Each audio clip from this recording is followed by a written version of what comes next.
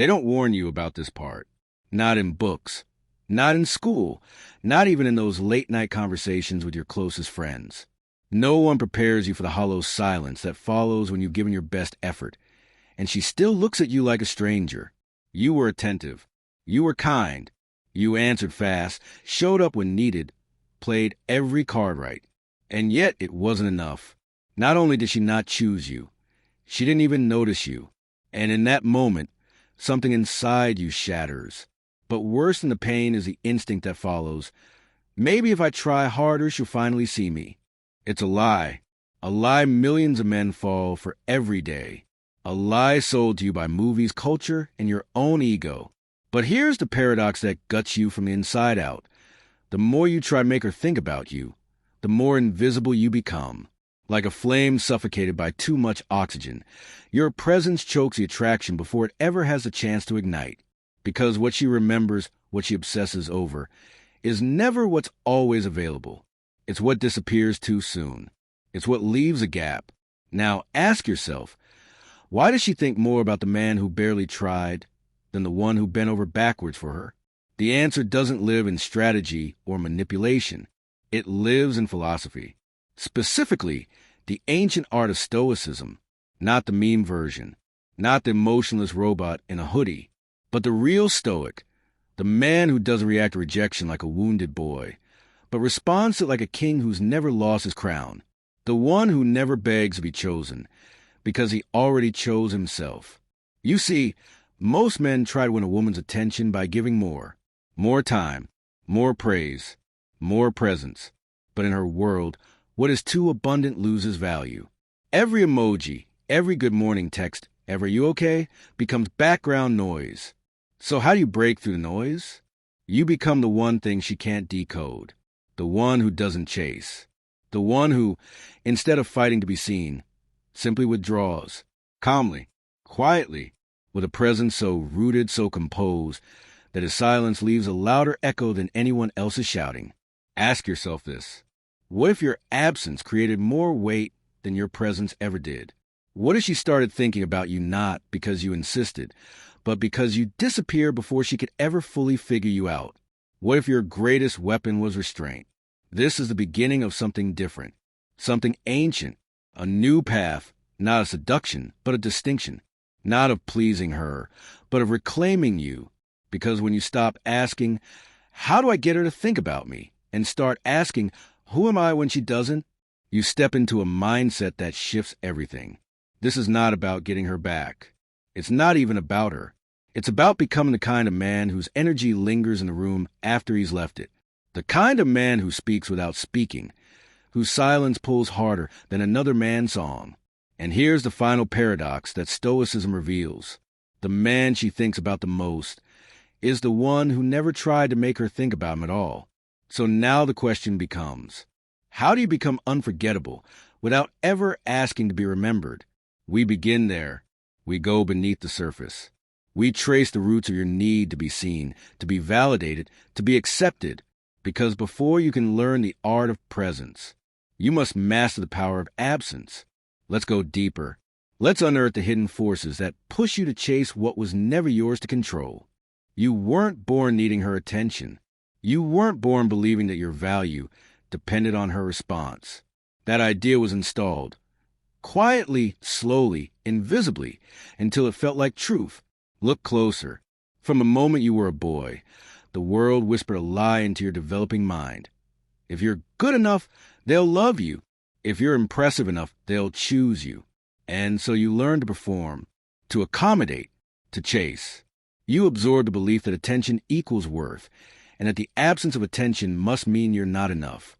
This wound, though invisible, governs everything. It's not about her. It's about the deep, unspoken terror of being unseen.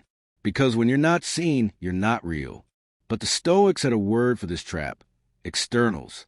Seneca wrote, "A man is unhappy, though he reign the world, if he does not consider himself happy." That is, nothing outside of you, not admiration, not romance, not status, can confirm your value. If it can be given by someone else, it can be taken by someone else. And if it can be taken, you never truly possessed it. So when you revolve your identity around how a woman reacts or doesn't, you are at the mercy of a reality you don't control. That is the death of inner power. Epictetus was blunt. If someone does not value me as I deserve, that is their problem, not mine. But let's be honest, most men don't live this way. They confuse availability with devotion. They turn rejection into obsession. Why? Because rejection feels like death to the ego. It's not her you're mourning. It's the version of you she didn't validate. So you spiral. You try to fix something that isn't broken. You call more. You post more. You linger in her digital orbit hoping she'll notice. You trade your silence for access and your dignity for a maybe. But Marcus Aurelius said, "Never esteem anything as of advantage to you that will make you break your word or lose your self-respect." And every time you perform, rather than stand still in your truth, you fracture that self-respect just a little more. Here's the part no one tells you. The man who obsesses over being seen by her has already abandoned himself. This is why you suffer. Not because she ignored you, but because you made her attention your mirror. You stopped asking, "What I think of myself?" and started pleading, "What does she think of me?" In psychology, Carl Jung described this impulse as a disconnection from the self, when we project our worth into external figures rather than integrate from within. The result? We fragment. We become characters in someone else's story, hoping to be chosen rather than choosing ourselves. And yet, there's a brutal clarity here. She didn't choose you, and maybe she never was going to. But that doesn't have to be a wound. It can be a window, because in that rejection is an invitation to finally turn inward, not out of bitterness, but of reverence. Stoicism is not emotional suppression. It is emotional sovereignty. It does not say feel nothing, but rather feel everything and let none of it own you. Desire, when unchecked, becomes dependence. But when observed with detachment, it becomes a mirror. What did you want from her? Affection? Approval? Proof that you're desirable? Here's the truth. You never wanted her. You wanted what her gaze said about you.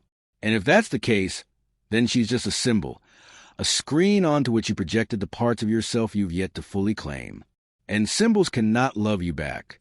This is why the Stoic refuses to chase, not out of arrogance, but because he knows that to chase is to betray his own axis. He understands what Nietzsche meant when he said, "He who despises himself still respects himself as one who despises." The moment you degrade yourself for connection, you confirm belief that you were never worthy of it. But what if the game isn't to be loved? What if the game is to become so rooted in yourself that love no longer becomes your oxygen, but your overflow? That's what Stoicism demands. Not withdrawal out of weakness, but withdrawal out of truth. You do not need to prove anything. You do not need to win her attention. You need only to stop abandoning yourself every time the world doesn't give you what you crave. Because the deepest transformation doesn't happen when she comes back. It happens when you no longer need her to. It always starts small. A late night scroll through her stories. A heartbeat skip when you see she's online. A moment of hesitation before posting something, just in case she might see it. These aren't crimes. They're not even mistakes. But they're symptoms. Symptoms of a mind drifting from its center.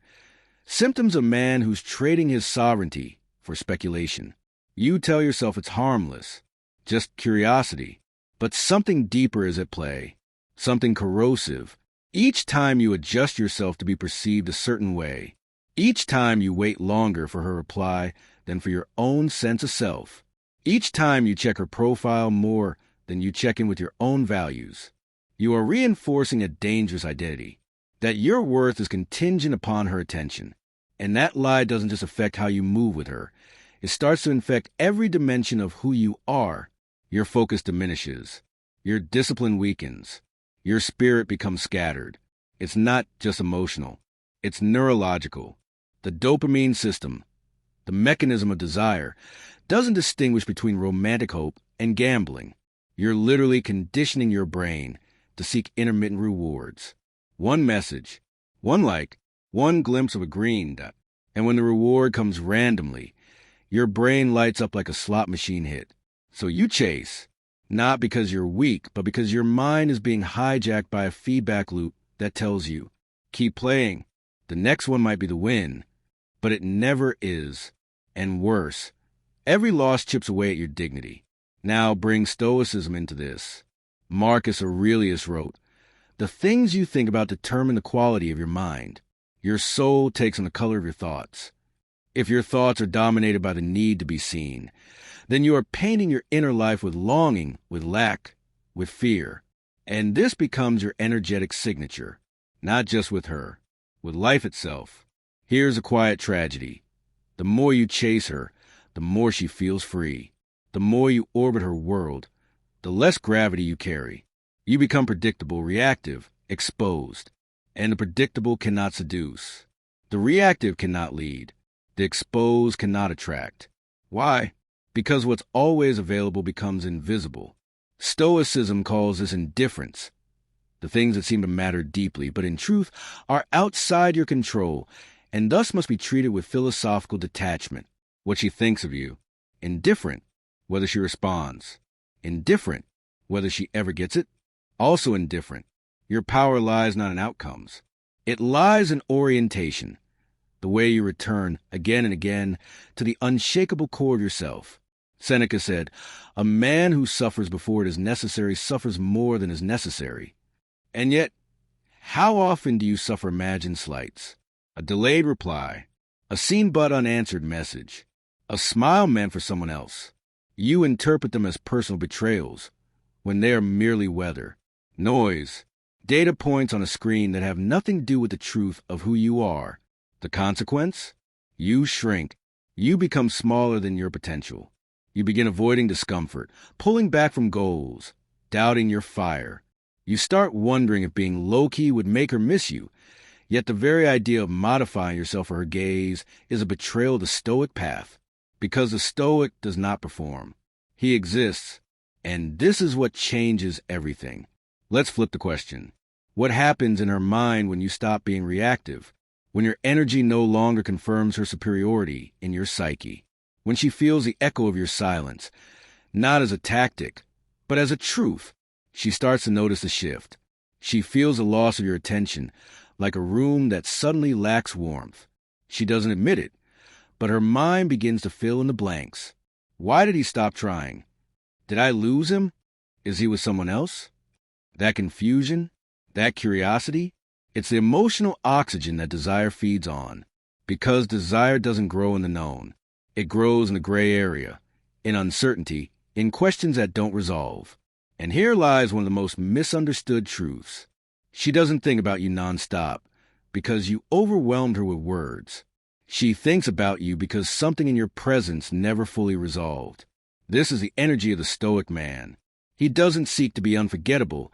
He becomes unforgettable because his essence was never available for full consumption. His silence is an absence. It's architecture, a sculpted emptiness that shapes memory, an unfinished sentence that echoes louder than 1,000 declarations. So what are the unseen consequences of failing to understand this? You become background noise in her life. But worse, you become a stranger to yourself. You forget what your own stillness feels like. You begin to mistake chasing with devotion, obsession with connection, craving with love. And then one day, you wake up and realize you didn't lose her. You lost you, bit by bit. In every small moment, you gave away your power for a glance, a reply, a maybe. But here's the redemption. The path back to yourself is not heroic. It's stoic. It's quiet. It's internal. And it starts when you say, I will no longer offer my presence where it is not cherished. This is a shift. This is the beginning. And in the next section, you will learn how to rebel, not against her, but against the old version of you that thought her gaze was a prize. Enough. That's the word you've avoided. Not the shout of an angry man, but the whisper of a man reborn. A man who finally realizes, I don't have to keep offering myself like a bargain.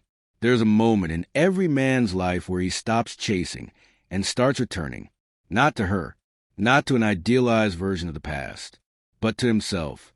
That moment is a rebellion, the quiet, sacred mutiny against the boy who thought love was earned by becoming smaller. The Stoics never taught men to suppress emotion. They taught them to master direction. Emotion in their eyes, was neither good nor bad. But attachment to externals, that was slavery. Seneca warned, he who is too quick to admire others will always overlook himself. And that's where the rebellion begins, in reclaiming the gaze you once gave her and turning it inward to rebuild your foundation, to become the kind of man whose value is not declared, but felt. So what does this rebellion look like? It looks like silence, not as a punishment, but as sacred space. It looks like unsubscribing from her life, not to make her curious, but because your attention is no longer a currency you throw at chance. It looks like no longer refreshing her story feed, not out of pride, but out of presence.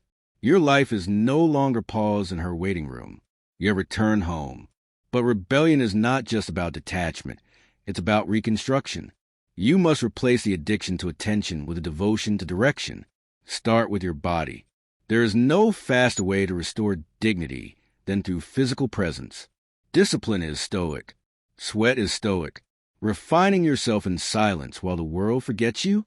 That's Stoic fire. Epictetus said, "First say to yourself what you would be, and then do what you have to do." So say it. Who are you becoming? Not in her eyes. In yours. Because the man who is becoming something greater does not chase. He leads. Now move to your mind. You spent months overanalyzing text messages. What if you spent that same energy studying Marcus Aurelius or building the business you always postponed? Every hour you once spent deciphering her silence now becomes time mastering yours. Not cold silence, not punishing silence, but sovereign silence. The kind of stillness that says, I am no longer reachable through desperation, only through destiny. That's the shift. Now your social media, purge it. Stop building stories for her to watch. Stop dressing for imaginary applause. You're no longer an actor auditioning for her gaze. You're a man who understands that your life is your message. And if it's not meant for her, she will feel it anyway. That's what haunts them. Not your rage, not your absence, but your non-reaction, your movement, your momentum. Because while others try to manipulate, the Stoic simply moves on, but not empty. He walks away filled with a kind of sacred distance that speaks louder than 1,000 words. She will feel that distance. Not immediately, not always consciously, but one day she'll remember you. Not for what you said, but for how deeply your silence redefined the air around her. That's the Stoic paradox. He who stops reaching becomes the one who is reached for. But make no mistake, this shift is not a strategy. It's a state. You are no longer disappearing to be missed. You are simply choosing not to remain where your essence is diluted. You are rising, and your elevation will not be announced. It will be perceived. Now, remember this. You are not becoming cold. You are becoming precise. No longer will your value bleed into places that cannot hold it. No longer will you water a garden that never invited your roots. This is a rebellion. And here's the beauty. It requires nothing from her. No apology, no message, no acknowledgement. You don't need her to validate the man you're becoming, because he never belonged to her story in the first place. He belongs to his own. And when you finally anchor in that, fully, deeply, quietly, something wild happens. The obsession reverses. The current changes direction. The pull you once felt toward her begins to emanate from you instead. Why? Because you are no longer emotionally free. You are spiritually claimed by yourself, and there is nothing more magnetic than a man who belongs to himself. This is not arrogance. This is alignment, the kind Marcus Aurelius hinted at when he wrote, "Waste no more time arguing what a good man should be. Be one." That's your rebellion. Not to argue for your value, but to embody it. And so now the final question rises. Once you return to yourself, once you've rebuilt without needing her gaze, what becomes of the man who no longer needs to be remembered, but cannot be forgotten? That's where we go next. There's a moment that comes not with fireworks, but with stillness. A morning when you wake up and realize you haven't thought about her in days. Not because you force yourself to forget, but because you finally remembered yourself. And in that stillness, something even more profound settles in. You never needed her attention. You needed your own presence. You needed to feel your own gravity again. You see, the entire journey wasn't about making her think about you. That was a surface-level desire, childish, reactionary. What you truly sought in your bones was to be unshakable, to become a man so rooted in self-command that nothing external could disturb your inner weather. This is the Stoic's final revelation. You don't need to be loved by the world. You don't need to be chosen to feel chosen. You are enough, not in some fluffy affirmation, but in the precise, sharp, unchanging truth that you are whole as you are, even in her silence, even in her rejection, even when you are unseen. And paradoxically, that's what makes you unforgettable. Let's revisit the paradox one last time. She didn't choose you. She barely noticed you. And maybe in her mind, you were just another passing moment. But you chose not to crumble. You chose to transform. You chose silence over supplication, discipline over desperation, self-respect over self-abandonment. And that choice, it echoes, not just in her memory, but in the energetic fabric of who you become. Because here's what no one says out loud. A man who doesn't need to be remembered is the one who is. Why? Because people don't obsess over what they had. They obsess over what they never fully understood. What slipped through their fingers without explanation. What disappeared with dignity. What grew without them. She may never admit it, but she will feel it. Every time your name is mentioned. Every time she sees someone who almost moves like you.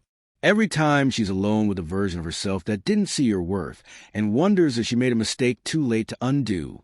But you won't be waiting for that moment. That's the final power.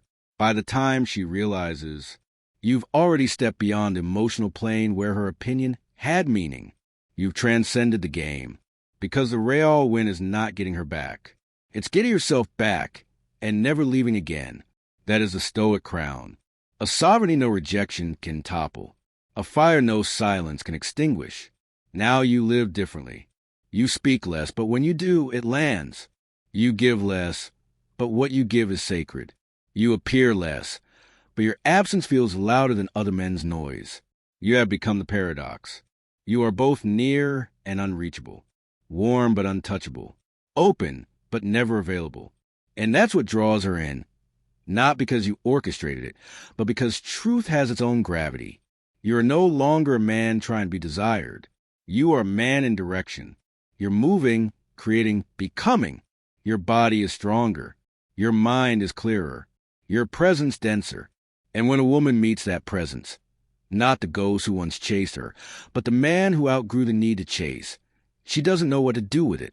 She can't control it. She can't define it. She can only feel it. That's the final secret of Stoicism. You don't make people think about you by force. You make them think about you because they feel your absence and realize no one else fills the space the way you once did.